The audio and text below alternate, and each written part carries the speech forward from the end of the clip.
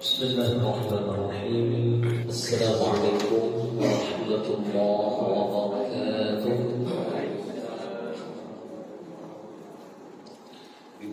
Alhamdulillah, alladzi bi ni'matihi tatimmu shalihat. Wassalatu wassalamu ala asyrafil anbiya'i sayyidina Muhammad wa ala alihi wa sahbihi wa man ihtada bi hadihi al-mu'tamad واستنى بسنته إلى يوم المعاد. أما بعد رب اشرح لي صدري ويسر لي أمري واحلل عقدة من لساني يفقهوا قولي. اللهم ارزقنا فهم النبيين وحفظ المرسلين وإلهام الملائكة المقربين برحمتك يا أرحم الراحمين. سبحانك لا علم لنا إلا ما علمتنا إنك أنت العليم الحكيم. Al-Mukarramul Muhtaram yang kita muliakan bersama, para asatidz, para sepuh dan tokoh masyarakat, juga segenap pengurus Masjid Jami Darussalam Taqwa dan seluruh jamaah yang hadir pada kesempatan pagi mulia ini. Puji syukur alhamdulillah kita panjatkan kehadirat Allah Ta'ala. Pagi yang berbahagia ini Allah masih berikan kita kesempatan, Allah berikan kita kekuatan untuk senantiasa istiqamah dalam ketaatan. Mudah-mudahan segala amal ibadah kita senantiasa diterima di sisi Allah Subhanahu wa Ta'ala. Amin ya rabbal alamin. Salawat dan salam semoga Allah senantiasa limpahkan kepada junjungan anak baginda Rasulullah Sayyidina Muhammad sallallahu alaihi wasallam serta para keluarga, para sahabat dan seluruh pengikutnya, termasuk kita di dalamnya insyaallah taala. Hadirin jamaah yang dimuliakan Allah, pagi hari ini insyaallah kita akan bersama-sama melanjutkan kajian kita seperti sebelum-sebelumnya. Masih kita bahas seputar fikih yang berkaitan dengan harta waris insyaallah. Mengawali ta'lim kita pada pagi hari ini, mari kita membaca kitab surat Al-Fatihah. Berharap mudah-mudahan Allah Subhanahu wa Ta'ala berikan kita kemudahan untuk memahami setiap ilmu yang nanti akan kita pelajari. Mudah-mudahan Allah berikan kepada kita ilmu-ilmu yang bermanfaat dan Allah lindungi kita dari segala kekeliruan dalam memahami agama kita ini insyaallah ta'ala. Ala hadhihi niyyah wa ala kulli niyyatin salihah wa tahratin Nabi Mustafa Rasulullah sallallahu alaihi wasallam. Al-Fatihah. A'udzu billahi minasy syaithanir rajim. Bismillahir rahmanir rahim. Alhamdulillahi rabbil alamin. Arrahmanir rahim. Maliki yaumiddin. Iyyaka na'budu wa iyyaka nasta'in. صراط الذين أنعمت عليهم غير المغضوب عليهم ولا الضالين.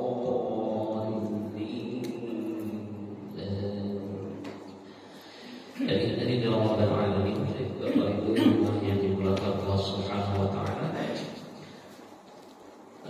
sambil menunggu, barangkali ada dari Bapak Ibu sekalian yang ingin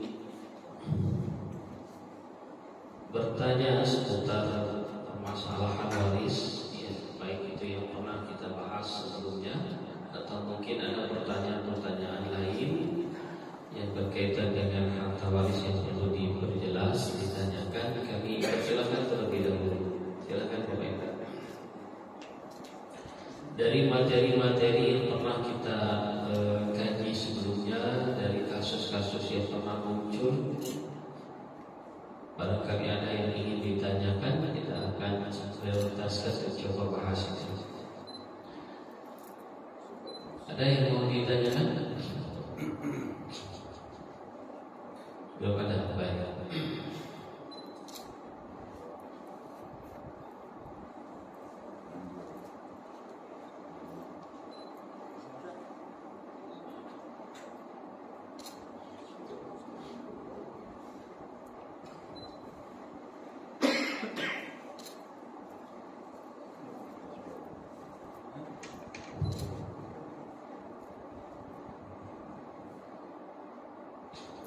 sebentar.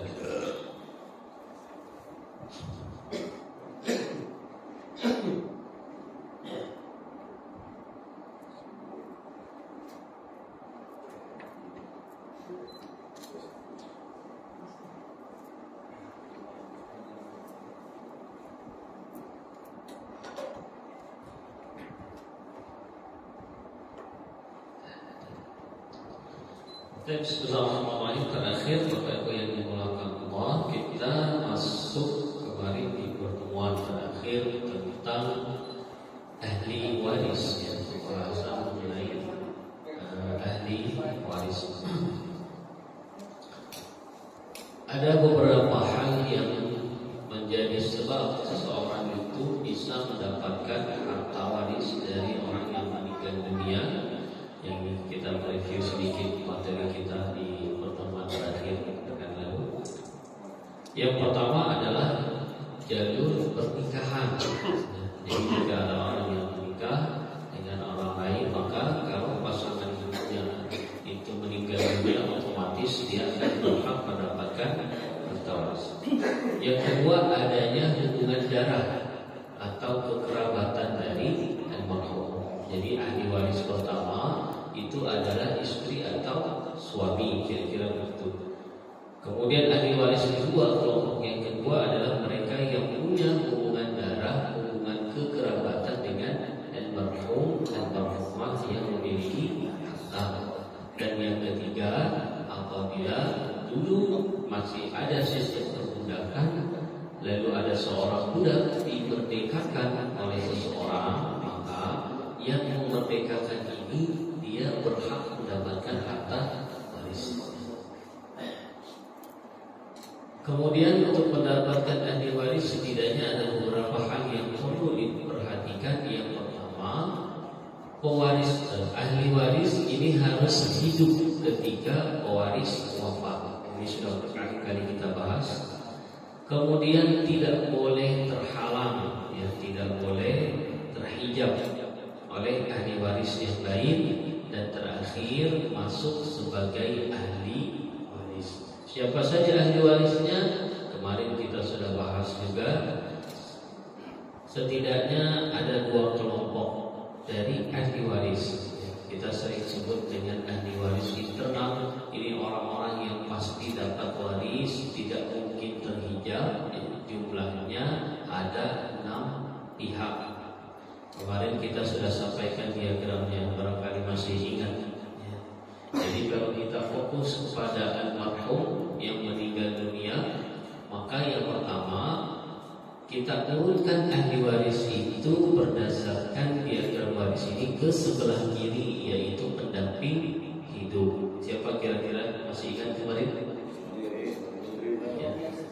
Yang pertama adalah istri dan yang kedua adalah suami.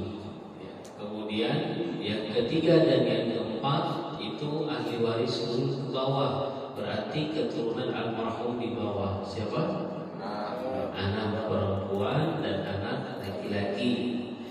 Kemudian yang kelima dan keenam ini keturunan almarhum di garis atas, berarti siapa?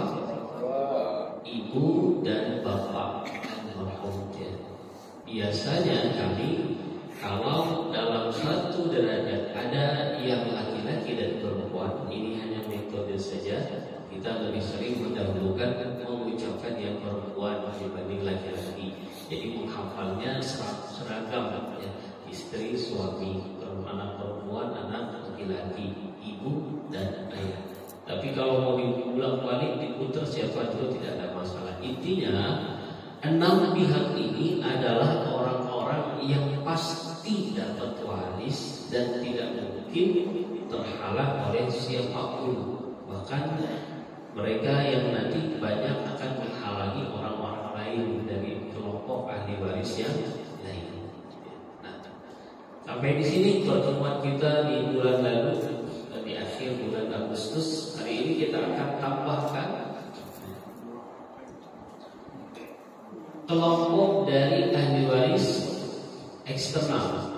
Jadi kalau tadi yang internal itu definisinya pasti dapat waris, tidak mungkin terhalang, jumlahnya ada 6 pihak, maka pihak eksternal ini itu kebalikannya.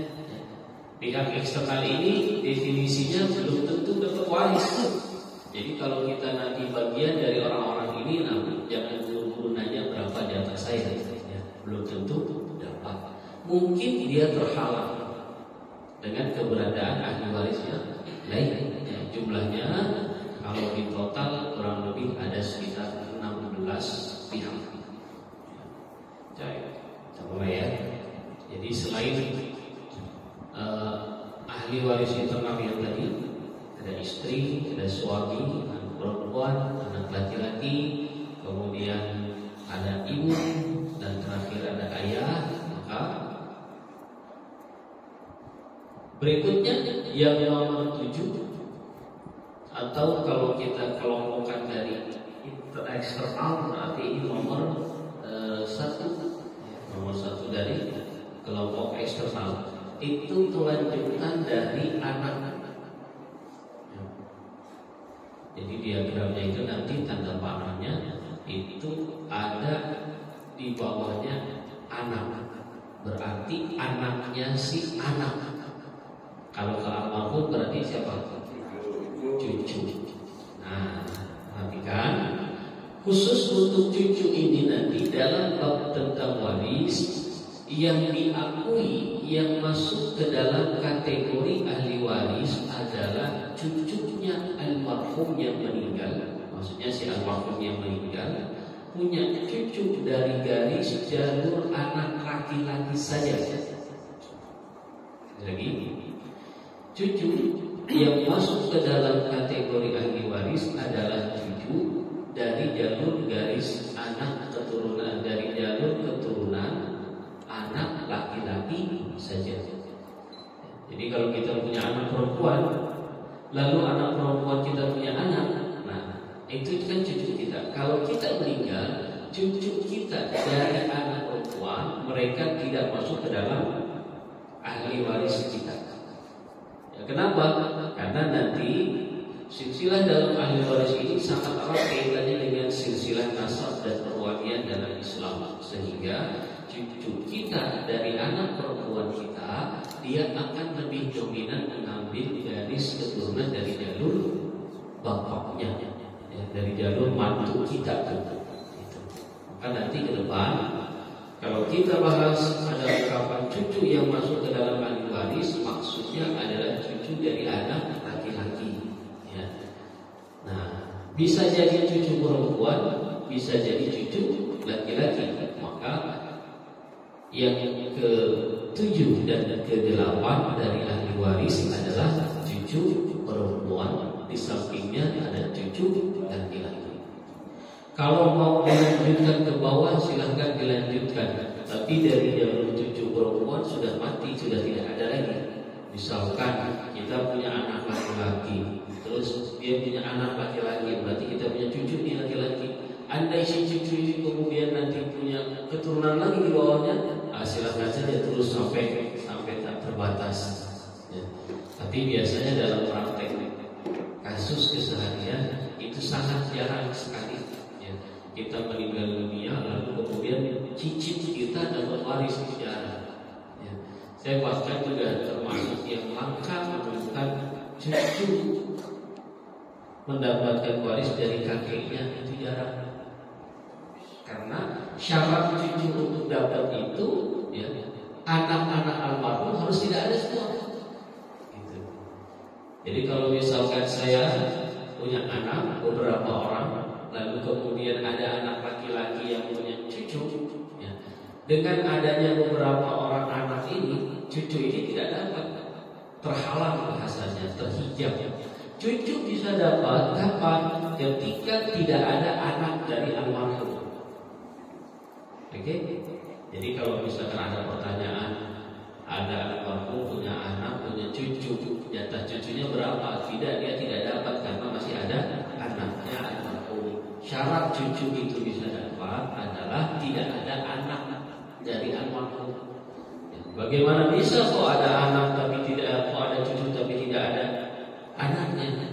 mungkin dulu si anak ini meninggal lebih dulu daripada almarhum. Jadi dulu lengkap, ada almarhum, ada anak, ada cucu. Ternyata si anak meninggal duluan, tinggallah si cucu diasuh sama almarhum si kakek. Meninggal almarhum kakek ini, baru cucu bisa dapat. Dan itu kejadiannya langka. Ya, jadi kalau mau dilanjutkan silakan. Ya, sebatas pengetahuan bisa dilanjutkan ke bawah, tapi kasusnya sangat lengkap. Baik.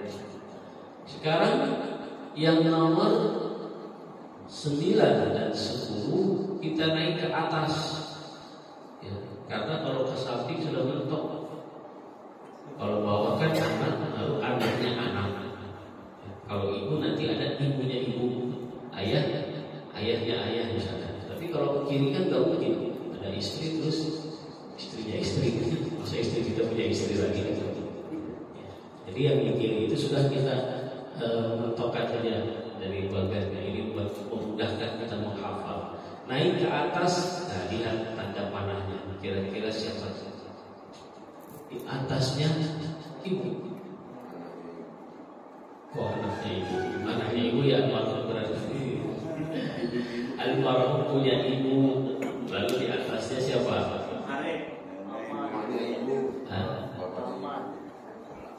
Orang tuanya ibu. Kalau ke almarhum siapa? Orang tuanya ibu. Kakek. Ya, nenek dan kakek. Ya, tapi lihat di sini nanti ini perlu dicatat. Ini ketentuan syariat. Untuk jalur nenek dan kakek ya, yang diambil dari garis keturunan ibu itu hanya nenek saja. Jadi ibunya ibu. Saya punya ibu, ibu saya punya bapak. Itu kan kakek ya. Ini banyak. Biasa. Biar lebih.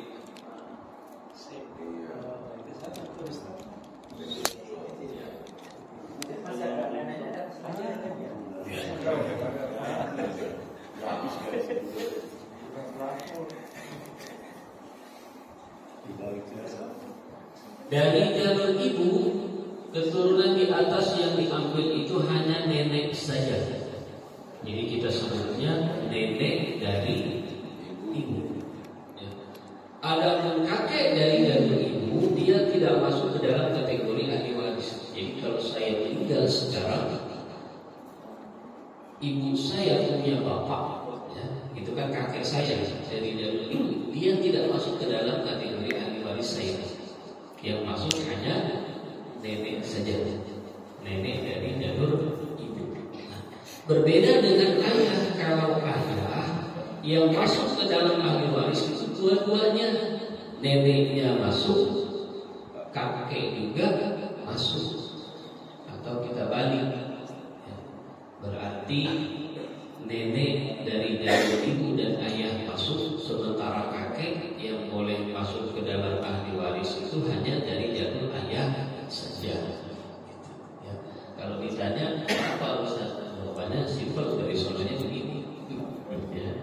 Ya, kan biasanya kita belajarnya dari lalu kemudian dijelaskan. Nah, kalau di sini kita ubah metodenya, ini metode praktis. Jadi bapak ibu nggak usah pusing-pusing tentang dalilnya. Kalau nanya saya kasih dalilnya ada, tapi kesimpulannya begini. Ya, kalau mau gampang, ini gampang hafalnya. Kita alhamdulillah Pak, ya, teman-teman yang selama ini ikut pelatihan waris itu.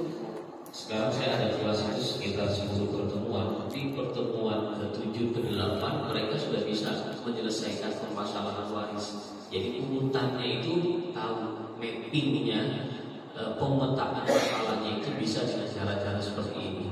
Jadi kalau ditanya ada yang meninggal dunia, siapa ahli warisnya, diurutkan. Ya, sudah bisa di luar kepala, istri, suami. Ya, misalkan gini, ada orang meninggal dunia, kita akan tanya yang meninggal laki atau perempuan Ustaz, oke. Ada suaminya tidak? Ada.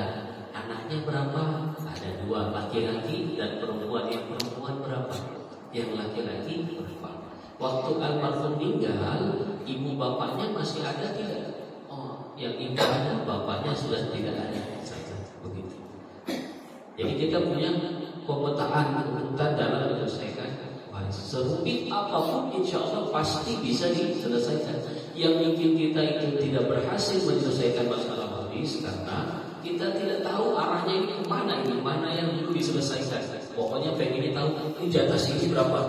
Udah nggak mau tahu dah. Pokoknya itu aja pertanyaannya. Nah, nanti dengan cara seperti ini semua akan terjawab insya Allah. Baik, jalur atas selesai. Kalau masih ada di atas boleh tidak? Boleh, silahkan. Misalkan ibu punya nenek, punya ibu lagi, berarti neneknya ibu. Kalau ke almarhum apa? Uyuh. Nah, tapi berlaku kaidah nanti, sebagaimana di bawah ada kekhususan bahwa yang diambil hanya jalur anak laki-laki saja, berbeda kalau di atas nanti. Di atas itu untuk jalur nenek yang diambil cuma yang perempuan saja. Misalkan dari ibu ada nenek dari ibu, yang di atasnya kalau mau dimasuki berarti uyut perempuannya, gitu. Yang laki-laki tidak. Dari ayah juga sama, yang boleh masuk dari nenek, jalur nenek dari ayahnya, yang ini nenek dari di atasnya kalau mau dimasukkan itu hanya uyut yang perempuan saja, berarti neneknya ayah. Kakeknya ayah dari jalur ini tidak bisa dapat, kecuali dari jalur kakek. Nah, dari jalur kakek dari ayah ini bisa dua lagi nanti. Ada uyut perempuan, ada uyut laki-laki. Tapi ya, prakteknya lagi-lagi ini jarang sekali terjadi. Kenapa? Karena biasanya orang yang meninggal dan punya harta lalu dibagi waris itu biasanya meninggalnya sudah tua, kebanyakan. Jangankan neneknya, orang tuanya saja biasanya sudah nggak ada. Jangan yang meninggal bapak usia 50 tahun, ya jangankan neneknya, ya bapak ibunya saja sudah tidak ada. Andai pun ada berarti ini yang meninggal masih relatif remaja nih, gitu. Bisa nenek dapat, syaratnya apa? Tidak ada ibu, tidak ada ayah. Jadi kalau saya sekarang punya ibu, punya ayah, lalu punya nenek, punya kakek, andai saya meninggal saat ini, ya, kakek saya bisa dapat, nenek saya bisa dapat dengan syarat ibu bapak saya sudah meninggal duluan. Gitu. Kalau ibu bapak saya masih ada, maka nenek kakek di atas tidak dapat. Gitu. Atau ya, bisa dia dapat kalau misalnya tadi dinaikin lagi uyutnya, ya berarti kan yang meninggal ini anak kecil, ada bapaknya, ada neneknya, ada uyutnya. Pertanyaannya kalau anak kecil yang meninggal, ada hartanya nggak? Kalau tidak ada hartanya, tidak ada pembagian waris. Gitu ya. Baik, sampai di sini insya Allah bisa dipahami. Ada pertanyaan? Kita belum masuk kepada bagiannya berapa. Bayangkan ketika ada seorang meninggal dunia, keluarganya ada 100 keluarga besar. Ini kita lagi menentukan dulu nih, dari 100 orang keluarga ini ahli warisnya siapa aja. Gitu. Ya. Kan dari sini cuma ada 22 pihak. Kita saling 22 pihak ini, yang lain pulang kita. Ya. Dari 22 pihak ini tidak semuanya dapat, karena ada yang terhalang. Misal di keberadaan anak laki-laki Pak, itu sakti sekali. Kalau saya punya anak sekarang 4, ada 1 laki-laki. Nanti yang kita bahas di sebelah kanan. Ini kan kita baru bahas berapa? 6, 8, 11. Kan tadi ada 22 ya. Nah kita bahas nanti yang 11-nya di sebelah kanan. Kalau sudah ada anak laki-laki, yang sebelah kanan sebelah sini pasti tidak dapat. Statusnya terhalang oleh anak laki-laki. Jadi anak laki-laki ini sakti dalam waris. Itu gampang. Kita kalau ditanya, Ustaz tolong dong ini gimana ya pembagian warisnya? Ya ditanya, almarhum punya anak laki-laki loh, punya, udah tenang kita alhamdulillah. Maksudnya kasusnya tidak akan panjang membahasnya lain-lain. Nah, kalau kita perlu paham satu persatu. Baik, pelan-pelan ya. Sekarang kita ke kanan. Di kiri pasangan hidup, di bawah keturunan almarhum di bawah, yang di atas nasab yang di atas, kemudian yang di samping ini jalurnya saudara, ya saudaranya si almarhum, entah itu kakak, entah itu perempuan. Saudara itu bisa yang kandung, seibu seayah. Ada saudara yang statusnya satu ayah beda ibu, ada yang satu ibu beda ayah. Nah, kita masukkan ke sini nanti. Yang pertama itu jalur saudara kandung. Lagi-lagi ini metode. Kan saudara itu bisa laki bisa perempuan. Kalau kami sebutnya yang gampang hafalnya sebut yang perempuan dulu. Ya. Kalau dipersingkat berarti saudari kandung. Ya. Kakak kita, ibu kita, kakak kita, adik kita perempuan yang sebapak seibu. Berdampingan dengan dia adalah saudara kandung yang laki-laki berarti. Oke, paham ya? Geser sedikit ke kanan, ini jalur saudara tapi yang sebapak beda emak.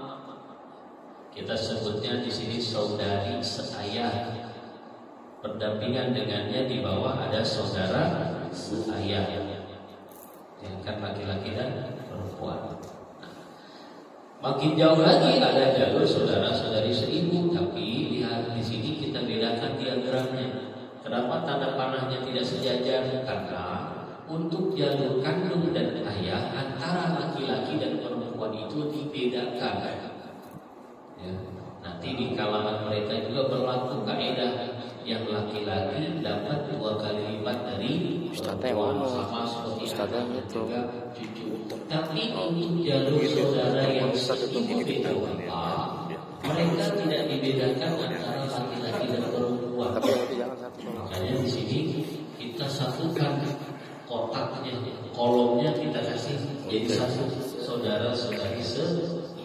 Nanti mereka satu derajat, tidak dibedakan, tidak berlaku kaidah laki-laki dapat 2 kali lipat dari perempuan.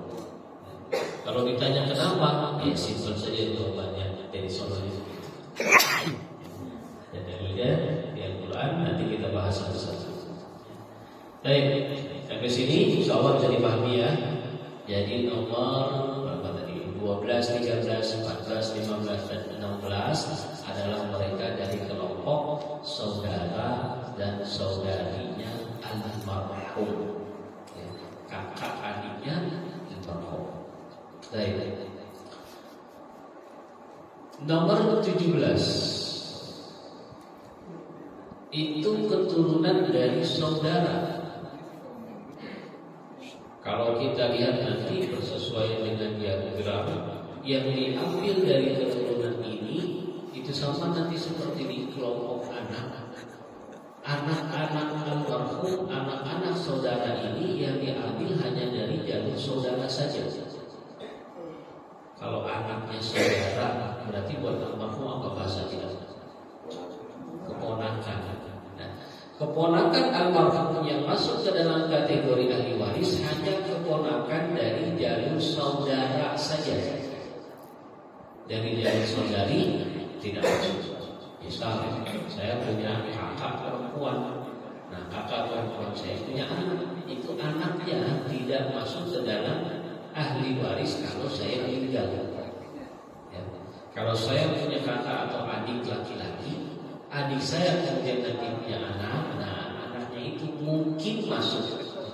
Ingat ya, ini kan kita lagi bahas tentang eksternal.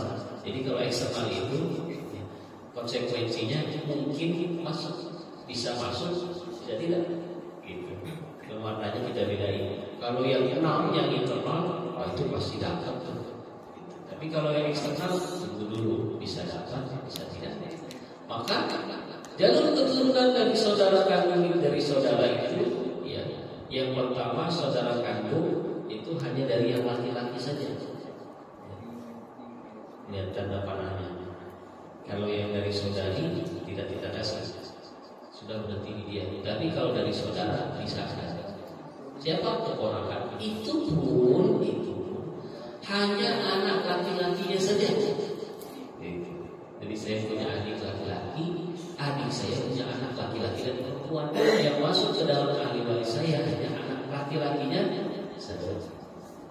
Anak perempuannya tidak bisa masuk sebagai ahli waris. Oke? Nah, berarti di sini kita sebut keponakan laki-laki dari saudara laki-laki. Karena ini jalurnya jalur kandung, nanti secara vertikal ini jalurnya kandung semua. Jadi saya membahasakannya keponakan laki-laki kandung. Ya. Di sampingnya juga sama, dari jalur saudara saya, ya, keponakan yang masuk hanya anak laki-laki dari saudara seayah. Berarti kita sebut keponakan laki-laki seayah. Dari jalur saudara dan saudari seibu tidak ada keponakan yang berhak masuk ke dalam kategori ahli waris. Jadi keponakan hanya dari dua jalur saja, saudara kandung dan saudara seayah.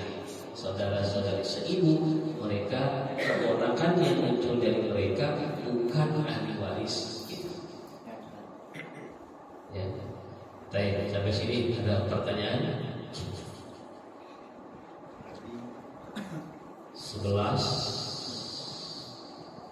12, 13, 14, 15, 16, 17, 18. Ya, tadi kan kita bilang ada dua totalnya. Berarti 3, 4. Sekarang kita naik ke atas. Kalau di bawah saudaranya almarhum, di atas itu saudaranya ayah. Kita punya bapak kita punya saudara. Berarti kalau kamu siapa? Paman, Pak D, Bude, Pak Le, Bule, Om, Tante, boleh. Tapi lihat, ini kaedahnya. Yang pertama, paman tante kita yang masuk ke dalam kategori ahli waris hanya mereka yang berasal dari jalur ayah saja. Saya punya ibu saya 7 bersaudara. Kalau saya meninggal, 6 saudara saudari ibu saya itu bukan termasuk ahli waris saya. Paham ya? Yang bisa masuk ke dalam ahli waris saya adalah saudara saudari dari ayah saya. Itu pun hanya laki-laki saja. Jadi paman saya dari jalur ayah. Nah, kalau secara vertikal kita samakan dengan saudara. Yang pertama ada paman kandung, maksudnya paman kita dengan ayah kita itu seibu sebapak. Kan bisa saja dulu kakek kita menikah lebih dari 1 kali. Jadi bapak kita punya saudara seayah. Ya, satu ayah beda ibu. Nah, kita geser ke sebelah kanannya. Itu maksudnya adalah paman seayah, ya kan? Tapi kan ini jauh sekali ya. Saya sampai saat ini di kasus nyata, dunia nyatanya belum pernah menemu kasus pamannya dapat itu belum. Karena ini terlalu jauh. Syarat paman itu dapat, ya syaratnya apa? Orang-orang yang tadi kita sebutin di awal itu nggak ada. Kalau ada yang lebih dekat, yang jauh ada. Gitu. Makanya perlu dihafal urutan begitu. Misalkan saya meninggal, ya oke lah saya nggak punya anak, bapak saya sudah meninggal, tapi saya punya adik. Nah kalau saya punya adik laki-laki nih, paman saya nggak dapat. Gitu. Jadi kalau paman itu mau dapat, syaratnya tidak almarhum itu nggak punya anak laki-laki, nggak punya ayah, nggak punya kakek, nggak punya saudara kandung, nggak punya saudara seayah, nggak punya keponakan, baru pamannya bisa dapat. Jadi kalau tiba-tiba orang meninggal dunia pamannya langsung nuntut, ya, dengan dalih misalkan saya itu merawat dia dari kecil, itu keliru. Kalau paman mau dikasih, kasih, tapi jangan dari jalur waris. Kan bisa pakai jalur hibah waktu masih hidup, atau diwasiatkan, atau ahli waris yang dapat kemudian urunan sedekah buat paman si almarhum. Gitu ya. Nah, di beberapa daerah kita ada adat yang kemudian memposisikan paman itu sebagai ayah. Jadi kalau ada anak perempuan mau nikah, yang mau nikah itu bukan bapaknya, tapi pamannya.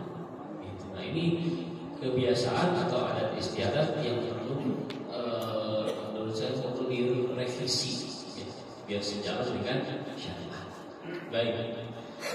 Terakhir nomor 21-22. Oke, untuk jalur paman sekali lagi tidak ada paman tante dari jalur ibu yang masuk sebagai ahli waris. Dari jalur ayah yang diambil juga hanya laki-laki saja paman. Adapun bibi, tante, bude, bule tidak masuk ke dalam ahli waris. Nah, kemudian paman ini mengerucut lagi, yang bisa masuk ke dalam ahli waris adalah paman yang seibu sebapak dengan ayah kita, paman kandung, atau seayah, paman seayah.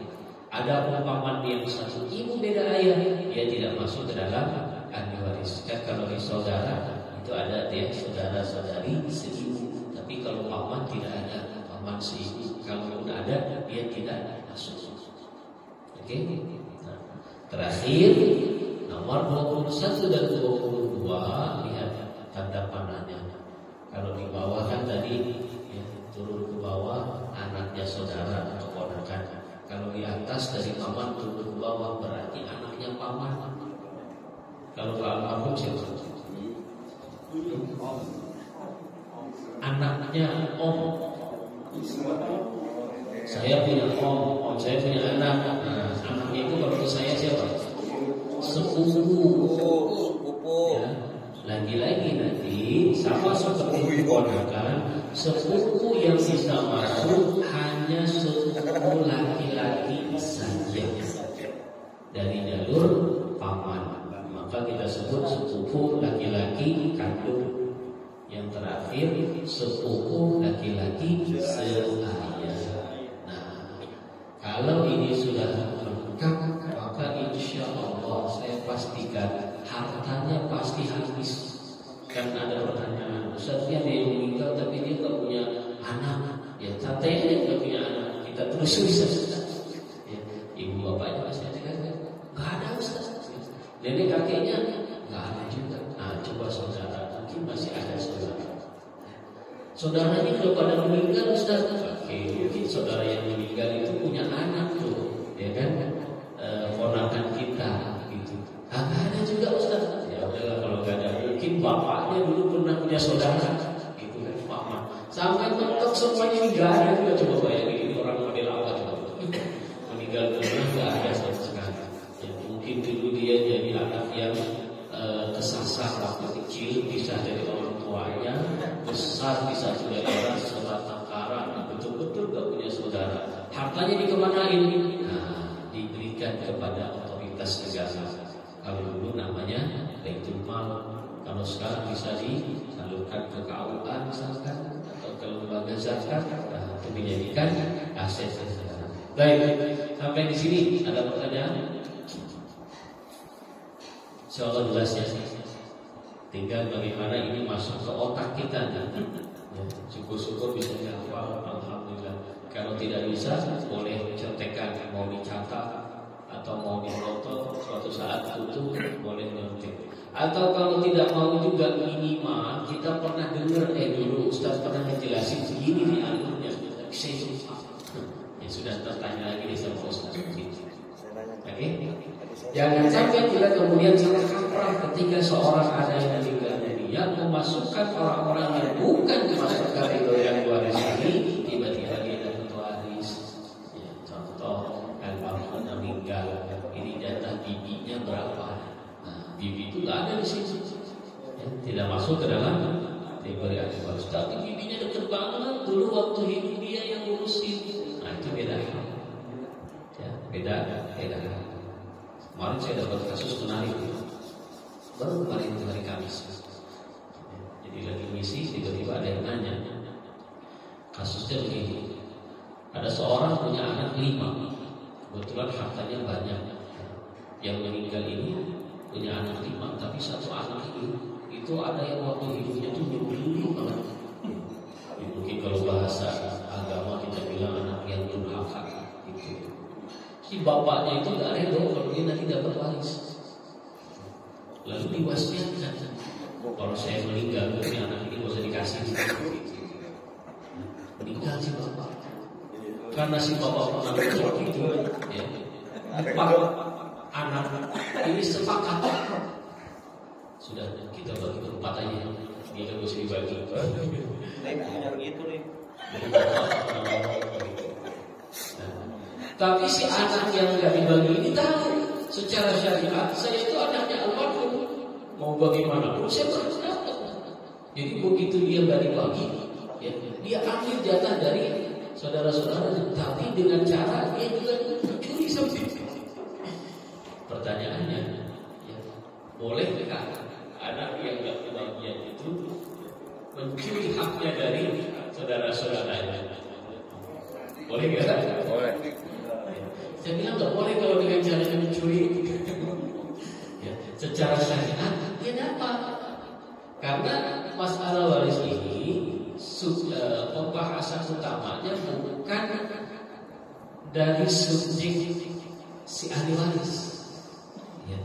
Pokoknya ini ada harta meninggal, kita fokusnya sama hartanya. Sekarang harta milik siapa? Sudah kita kasih kepada siapa? Kepada ahli waris. Tidak peduli ahli waris itu nanti secara dia berbakti atau membangkang, dia kaya raya atau miskin, dia dekat apa tidak sama almarhum, ya enggak begitu. Yang enggak boleh itu cuma 3 saja kemarin, beda agama, enggak boleh itu. Ya, anaknya buta, enggak datang. Kedua, membunuh, anaknya membunuh si bapaknya meninggal ini, itu enggak boleh. Yang ketiga, kalau si anak ini jadi budak. Selain itu, dan saya bilang, kalau misalkan patokannya adalah berbakti atau tidak, betapa ribetnya nanti hukum Islam ini. Kalau ada yang meninggal, ada anak 3, coba di 3 anak ini selama umur hidupnya siapa yang pernah membangkang? Anak ke-1 agak sedikit membangkang, anak kedua pernah membangkang tapi sedikit, anak ketiga banyak membangkang. Coba dihitung persentasenya berapa persen dia membangkang. Kalau setiap kasus harus dilihat dari sisi itu, wah repot kita nanti. Ya. Anak ini baik, tapi dari kecil dia jauh dari orang tuanya. Begitu keluarga, dia langsung sibuk sama keluarganya, nggak pernah urus. Yang ini agak nakal, tapi pas dia sakit meninggal, dia terus yang urus. Ya dapat yang mana? Jadi tidak seperti itu. Ya. Hal-hal yang berkaitan dengan attitude, pahala, dosa, baik tidak baik itu bab lain. Di mata syariat, ketika mereka masuk ke dalam kelompok ini, dia boleh dapat. Tapi dia dulu sempat durhaka, menyakiti hati orang tua. Itu urusan dia sama orang tua dan sama Allah. Barangkali setelah dikasih hadis, kemudian dia bunuh hatinya jadi anak yang paling berbakti. Itu baik? Baik. Oke, sampai sini ada pertanyaan terkait ahli waris? InsyaAllah bisa dipahami ya. Terakhir, ini mungkin saat ini sudah tidak ada, tapi saya perlu sampaikan bahwa ini masuk dalam materi kita. Andai almarhum ini adalah seorang budak, lalu kemudian ada yang membeli diperdekakan, maka orang yang memerdekakan ini kita sebut pemerdeka budak, dia juga masuk ke dalam kategori ahli waris. Itu. Tapi syaratnya tidak ada ahli waris masing-masing. Dan itu kita isolasi, tidak ada yang di belakang. Saat ini sudah tidak ada lagi yang menggunakan, otomatis bisa kita tentukan pemerdeka budak. Dan Allah sampai sini selesai pembahasan tentang ahli waris. Nanti besok kita akan bahas orang-orang yang kita sebut ini jatahnya berapa, gitu ya. Karena semuanya nanti tidak satu bagian. Istri bisa dapat 1/4, bisa dapat 1/8. Suami bisa dapat 1/2, bisa dapat 1/4. Anak perempuan bisa dapat 1/2, bisa dapat 2/3. Cucu perempuan bisa 1/2, bisa 2/3, bisa 1/6. Ibu bisa 1/3, bisa 1/6. Ayah bisa 1/6, bisa 1/6 plus sisa. Gitu. Nah, berapa dapat, siapa dapat berapa, apa saja syaratnya, insyaallah kita akan bahas di pertemuan yang akan datang. Baik, dari sini sekali lagi ada pertanyaan.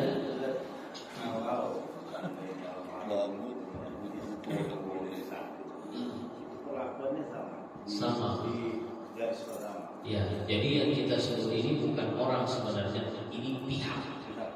Nanti kalau di satu pihak itu ada beberapa orang, maka mereka kita posisikannya satu pihak. Misalkan pihak istri di dalamnya terdiri dari 3 orang, maksudnya suami punya 3 istri. Jatahnya berapa? Karena almarhum punya anak, istri dapat 1/8. Nah itu berarti 1/8 bagi 3, bukan 1/8, 1/8, 1/8. Ya. Sama dengan anak perempuan. Anak perempuan itu kalau menjadi 1, dia 2/3. Berapa? Jumlahnya ternyata jumlahnya ada 4. Berarti 23 dibagi 4. Begitu. Saudara-saudari seibu kalau banyak, dia dapat misalkan 1/3. Ya, maka 1/3 itu dibagi berapa jumlahnya, bukan masing-masing 1/3. Oke, ada yang lain? Ibu-ibu, saya ibu-ibu gak kelihatan ini. Ini Pak, Sirina Pak, mau nanya cuma dia malu katanya. Ada? Iya. Dan maksudnya mereka gak lihat materi ini. Kelihatan ya? Alhamdulillah. Baik, kalau tidak ada berarti kita cukupkan untuk terkait yang kalau bahwa itu kan menggunakan aplikasi nasab ya.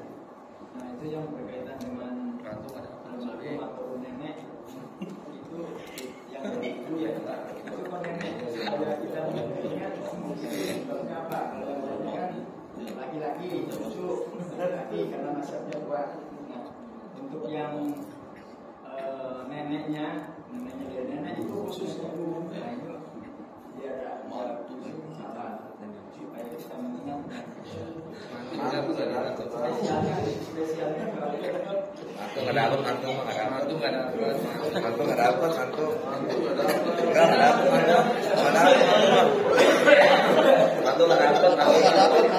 Itu jawab nanya lu kiper biasa sih. dalam urusan syariat itu ya, ada yang disebut dengan sebab, ada yang disebut dengan hikmah. Kalau sebab itu terjadi sebelum hukumnya muncul. Kenapa? Dari ibu cuma diambil ibunya saja. Kalau kita tanya sebabnya apa, urusan syariat agama itu lebih banyak tauqifi. Tauqifi itu ya kita terima dari sama ibu itu. Jadi kalau tanya kenapa, ya dari sebab itu. Tapi ada yang disebut dengan hikmah. Kalau hikmah itu hukumnya sudah ada, terus kita gali. Kenapa ya cuma ibu saja? Oh mungkin hikmahnya, nah gitu. Ya. Ada yang kemudian mengatakan mungkin hikmahnya karena untuk jatuh di atas derajat ibu itu lebih kuat dibandingkan ayah. Jadi takdiman memuliakan status ibu yang lebih spesial dari ayah, maka di jalur atas itu yang lebih banyak diapresiasi adalah ibunya. Tapi kalau bawah, karena yang lebih dominan untuk nasab itu adalah dari laki-laki, maka yang lebih banyak adalah pihak laki-laki. Nah itu hikmah ya, bukan berarti hukum ini muncul karena itu, tidak. Karena ini sudah dari sana. Tapi kalau kita perhatikan nanti, apa yang ini juga pengalaman kami. Ketika menyelesaikan hukum dengan masuk dengan teori waris kita ini, itu alhamdulillah selalu ketemu solusi. Beda cerita kalau kita menyelesaikan dengan hukum yang versi misalkan di pengadilan kita kan ada ambil hukum perdata, itu pasti ada mentoknya. Jadi saya mengambil hikmah lagi-lagi, karena kalau kita yang bikin hukum manusia bikin buat manusia, itu pasti ada kekurangannya. Bisa jadi saat ini tepat, tapi di kemudian hari wah gak relevan. Makanya undang-undang buatan manusia itu sangat-sangat memungkinkan untuk dilakukan revisi yang lebih. Tapi karena ini yang bikin adalah zat yang menciptakan kita, yang menciptakan manusia, gitu kan? Allah yang bikin kita, Allah yang tahu tentang kita. Ini hukum ada seadil-adilnya. Gitu. Dari zaman dulu pertama diturunkan Al-Quran sampai sekarang, sampai hari kiamat, hukum ini masih tetap relevan. Gitu. Ustaz, saya nanya Ustaz, Kalau hukum warisan itu kan hukumnya yang tadinya dia tahu, pura-pura nggak tahu, itu hukumnya apa? Dia tahu nih warisan nih harus dibagi-bagi, tapi dia tahu, tapi dia pura-pura nggak tahu, itu hukumnya apa? Ustaz? Itu gimana Ustaz? Penjolayan. Lupa nih. Lupa gitu, gimana tuh Ustaz? Ya sama seperti syariat yang lain. Ya, dia tahu sebetulnya harus sholat subuh. Terus dia lupa gitu. Ini sih cuma sholat subuh. Apa hukumnya kira-kira? Itu namanya gelap mata. Berarti pakai kacamata kan? Tetap berdosa apapun alasannya. Andai dia betul-betul tidak tahu, maka dia bisa berdosa karena dia nggak mau belajar. Gitu. Ya. Tapi kalau sudah tahu dan dengan sengaja kemudian dia mengabaikan itu, berarti dia mengabaikan hukum Allah. Itu sama seperti halnya yang kita disampaikan. Atau jangan gitu deh. Dia paham tapi dia nggak mau. Dia tahu nih ada penghitungan waris menurut Islam begini. Tapi dia bilang sudahlah, gak usah ribet-ribet pakai hukum Islam. Ini kita bergerak saja. Yang penting kita sama-sama ribatkan. Pertanyaannya, di mana dia memposisikan hukum Allah? Dengan mudah dia katakan sudah selesai kita pakai itu. Kan sama kalau kita disuruh puasa, kita lapar. Dia nggak usah ribet-ribet, ngapain sih? Haus, lapar, udah makan aja. Ya, jadi ini lebih kepada prinsip keimanan di mana kita memposisikan hukum Allah sebagai aturan. Begitu. Allah Maha Besar. Ada lagi? Ya, kalau tidak ada, kita cukupkan sampai di sini. Mudah-mudahan menambah wawasan kita, mempertebal keimanan kita, dan semoga setelah ini kita menjadi lebih punya panduan dalam menyelesaikan masalah waris kembali kepada ajaran agama kita. Insyaallah. Baik, jazakumullah khairan. Qul qawli hadza astaghfirullah li wa lakum. Mohon maaf. Billahi taufiq wal hidayah. Kita tutup doa bersama. Mari sama-sama kita akhiri dan kita bagian ini dengan bersama-sama. Astagfirullahaladzim, astagfirullahaladzim. Bismillahirrahmanirrahim. Alhamdulillahirabbil alamin. Alhamdulillahi kafi mazidah ya rabbana lakal hamdu kama yanbaghi li jalali wajhikal karim wa 'azimi sultanik. Allahumma shalli ala sayyidina Muhammad wa ala alihi wa sahbihi ajma'in. Allahumma ighfir lana ولوالدينا وارحمهم كما ربنا صغارا ولجميع المسلمين والمسلمات المؤمنين والمؤمنات الأحياء منهم والأموات. اللهم إنا نسألك علما نافعا ورزقا واسعا وعملا مقبولا وشفاء من كل داء وسقم. اللهم انفعنا بما علمتنا وعلمنا ما ينفعنا وارزقنا علما. اللهم إنا نعوذ بك من علم لا ينفع ومن قلب لا يخشع ومن نفس لا تشبع ومن دعاء لا يرفع. ربنا تقبل منا إنك أنت السميع العليم وتب علينا إنك أنت التواب الرحيم. ربنا آتنا في الدنيا حسنة وفي الآخرة حسنة وقنا عذاب النار. سبحان ربك رب العزة عما يصفون وسلام على المرسلين والحمد لله رب العالمين. Taufiq wal hidayah. Assalamualaikum warahmatullahi wabarakatuh. Waalaikumsalam warahmatullahi wabarakatuh. Demikian kajian subuh